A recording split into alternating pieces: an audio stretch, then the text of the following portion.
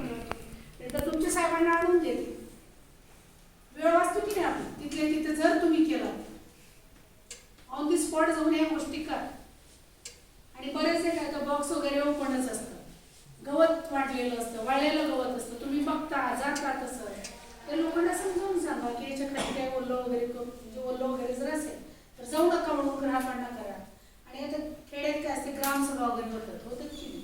ग्रामसभे होताना काय करा तुम्ही लोक, त्यावेळेस तुम्ही स्वतः बोलायला मला एक थोड्या वेळ द्या म्हणून आम्हालाही बोलायचं. फक्त ग्रामसभा जेव्हा केव्हा होते किंवा जेव्हा बोलायला जातात ना त्यावेळेस एवढंच बोलायचं की प्रत्येक घराने टीव्ही आहे, कूलर आहे, फॅन आहे की नाही. मोबाईल तर प्रत्येकाकडे असतं माझ्या माहितीप्रमाणे, तर मजूरच कोणी असो, टीव्ही मोबाईल तर प्रत्येकाकडे. म्हणजे मिनिमम किती खर्च वाढला, 5 ते 10 हजार. आणि महिन्याचं परत त्याचं रिचार्ज मारायचं ते वाढले 5,000. आपल्या वायरिंगला किती खर्च येतो पाईप मधून करायच्या, 10 ते 12 हजार. अर्थिंगला किती खर्च येतो, कंपल्सरी अर्थिंग, ESCB बसवायला सांगा, अर्थिंग करायला सांगा, पाईप म्हणजे पाईप मधली वायरिंग करायला सांगा, स्वस्तात होऊन जाते ती. ह्या गोष्टी तुम्ही सांगू शकता. फक्त इथे स्टेजवर जाऊन 2 गोष्टी बोलायच्या की तुम्ही एवढे इथं खर्च करता, तुमच्या जीवाची काळजी नाही का, तुमचे लहान मुलं हात लावतात कुठं पण, उघड्यावरती वायरिंग असतात. बरेचसे काय होतं की बाथरूम वगैरे किंवा पत्र्याचे शेड जिथं असतात ते पत्रा उघडझाप करून कच्ची वायरिंगला चिकटलेले लोक पाहिले, तिथं जागेवर गेले. अक्षरशः नवीन लग्न झालेले छोटे 2 मुलं ते गेलेले पाहिले. तुमच्या जर सांगण्यामुळे एखाद्याचा जीव वाचत असेल तर तुम्हाला आनंद होईलच ना, बरोबर आहे की नाही. तर तुमच्या एरियामध्ये तुमचं दैव लोक तिथले सगळे. मग ह्या छोट्या छोट्या ज्या गोष्टी आहेत तुम्ही सांगायचं. रस्त्याने जाताना पण बऱ्याच जागा पोलला दोरी बांध, गाई म्हशी बांधा, असेही बरेच ठिकाणी करतात. किंवा शेतामधून जाताना काय करतात ते रस्त्यात ना ढिगारे असे कशा कशाचे गवताचे भेंडीचे ते ताराखालीच घेतात. आपण बघून पण सांगतो का, ते नका करू म्हणून सांगायचं. त्याच्या खाली जर घर असेल तर ते घर काढा म्हणून सांगायचं. तारेखाली जर घर वगैरे पत्र्याचे गुच्छे बरेच बांधतात, लगेच तिथं झाडं लावतात. बरं, झाडामधून जे लाईन गेलेले आहेत त्या लोकांना सांगा की हे झाडाच्या पाठी आम्ही तोडून घेतो आणि झाड तोडा. आमच्या परमिशनशिवाय कुठलंच झाड तोडू नका म्हणा. लाईन खाली गेलेली आहे ना झाड, कुठल्याही लाईन खाली झाड तोडताना आमची परमिशन द्या म्हणायचं. इथंच एक घटना झाली ना तुमच्या एरियात, झाड तोडताना त्या लोकांना तुम्ही हे कसं आहे, ग्रामसभेत तुम्ही बोलू शकता, आम्ही नाही बोलू शकतो. ग्राउंड लेवलला आम्ही जाऊ शकत नाही. नाहीतर आम्हाला सांगा, आम्ही येऊ ग्रामसभेला. तुमच्या गावात किंवा ग्रामसभा होती तुमच्या एरियातली, आम्हाला सांगा, इंजिनियर्स तरी येतील आमचे, आम्ही येऊ, कुणीतरी येऊन सांगू. पण तुम्हाला जर जमत असलं तर तुम्ही एवढं करून द्या.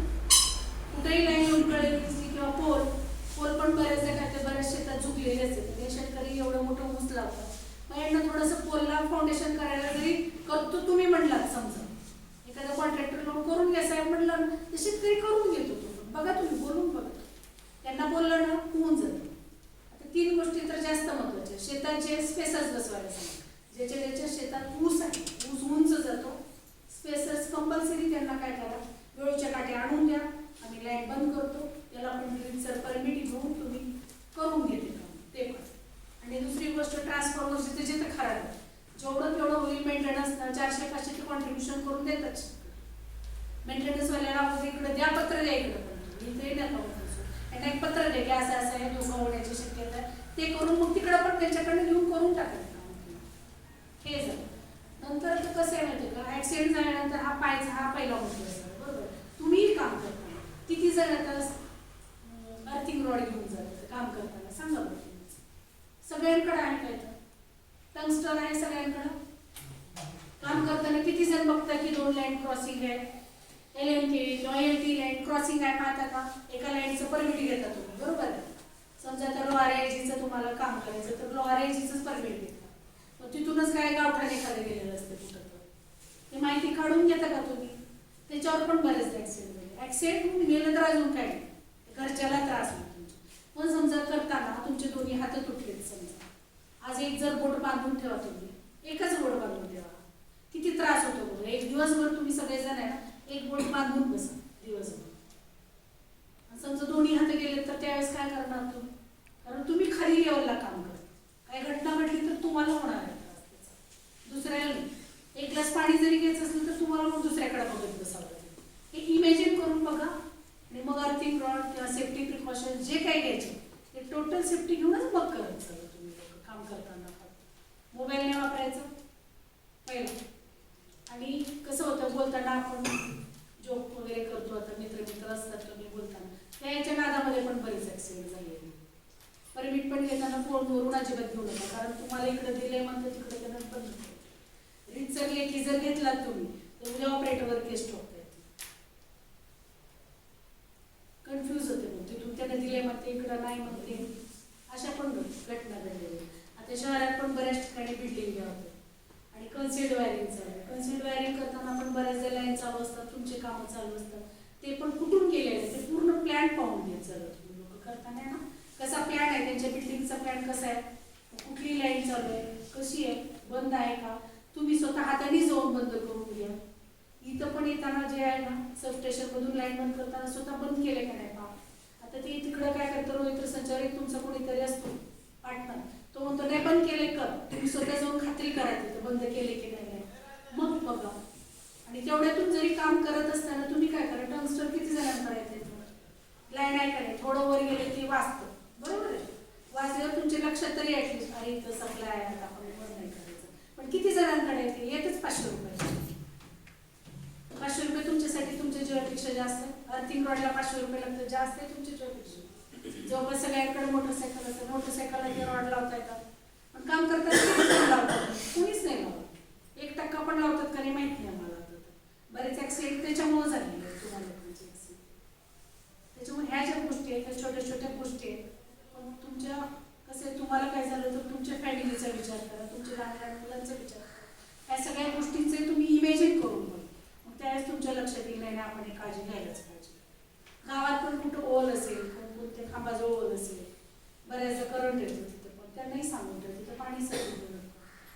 परत धुणं वगैरे वाळवताना पण घराजवळ जे आहे, बऱ्याच बायका वर आजकाल सगळीकडे भेटली झाली खेड्यापाड्याने पण, वरून वाळू घालताना पण काय होतं, धुणं वाळू घालताना त्याला लागले की जागेवर पाईप तिथं पाईप घालून घ्या म्हणावं. तिथे घर तर काय उचलत नाहीत ते लोक, छोट्या छोट्या जागेसाठी हे करतात.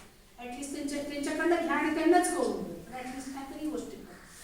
आणि बांधकाम करताना आपण जर तुमच्या निदर्शनास आलं कुठं लाईट लाईन वगैरे बांधकाम होते तर अगोदर तुमच्या साहेबांना कळवा, ते आम्हाला कळवतील, आम्ही चौकशी करू. छोट्याच गोष्टी असतात. बांधकाम करताना आपण बरेच मजूर करतात, ते कळवत नाहीत, कारण त्या मालकावर येतं म्हणून तो पण कळवत नाही. पण तिथं एक जीव गेला ना, रस्त्याने पण जाताना ट्रकचं म्हणा, कोणत्याही गोष्टी तुमच्या त्या खेड्यापाड्यात आम्ही नाही करू शकतो, त्या ठिकाणी जिथून लाईन जाते थोडं ट्रक जरी गेला समजा तर लागतात बरेच ठिकाणी, त्या ठिकाणी सांगा.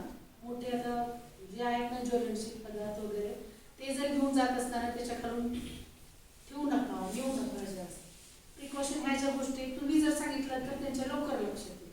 आम्ही येऊन बोललं तरी तेवढं लक्षात येणार नाही. त्याच्या छोट्याच गोष्टी, लहान मुलं वगैरे पतंग खेळताना म्हणा, आता चालू होतं संक्रांतीला तर पतंग खेळायचं, त्यांच्या आई वडिलांना तर तुम्ही जर ग्रामसभेतून सांगितलं पतंग उडवताना वगैरे मुलांकडे लक्षात ठेवा. ताऱ्याला तारा अडकते तर तसंच होतं, काढायला जातं, काढायला जाऊन 2-2, 4-4 मुलं गेलेली आपल्या उस्माने 4-4 मुलं गेलेली आहेत त्याच्यामुळे. त्या गोष्टी तुम्ही जर सांगितलं त्या ग्रामसभेत तर जास्त चांगलं. आणि कोल्हा पण काय करतात, बरेच जनावरं पण बांधतात की नाही, ते पण सांगायचं, तेच करतो म्हणायचं, धमकी देतो त्यांच्या भाषेत सांगा.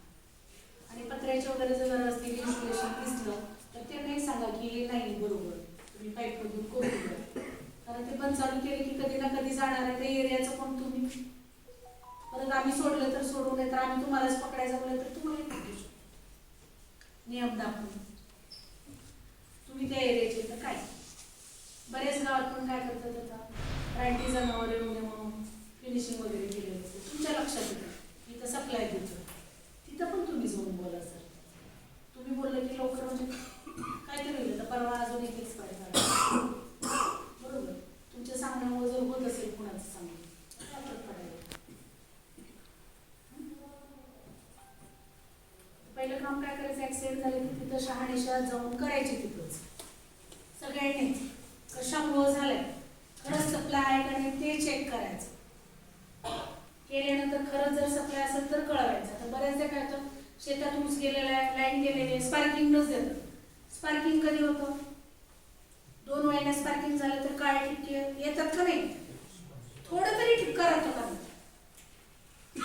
काहीच नसतं तिथे, तुम्ही लगेच येऊन मोकळवता स्पार्किंग झाले साहेब